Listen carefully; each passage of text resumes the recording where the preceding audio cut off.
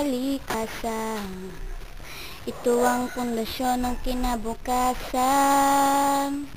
Kaya pagsisikapan kong pangalagaan ang ating mundo.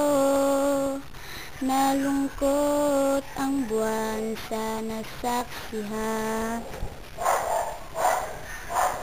Lumuhang tahimik sa sulok ng damdam.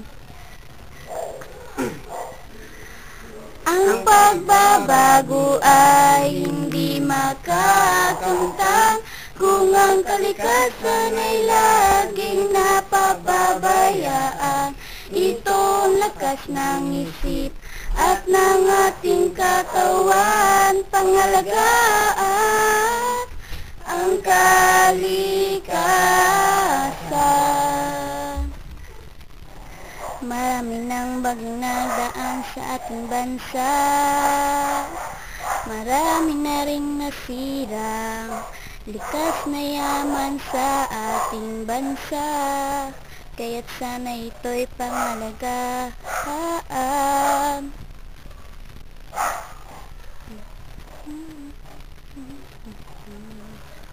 At nakipagluhaan sa buong may lalang.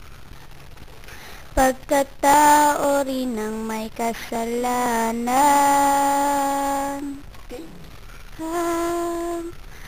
Ang pagbabago ay hindi makakamtan kung ang kalikasan ay laging napapabayaan. Ito ang lakas ng isip at ng ating katawan, pangalagaan ang kalikasan.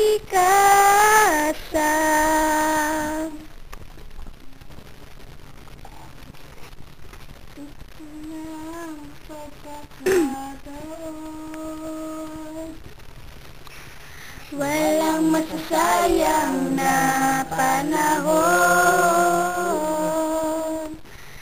kaya't simulan ng magtulungan para sa kaayos ng kalikasan, kaayos ng kalikasan. Ang pagbabago ay hindi makakamtan kung ang kalikasan ay laging napapabayaan. Ito ang lakas ng isip at ng ating katawan, pangalagaan ang kalikasan. Ang pagbabago ay hindi makakamtan kung ang kalikasan ay laging napapabayaan. Ito ang lakas ng isip at ng ating katawan, pangalagaan ang kalikasan.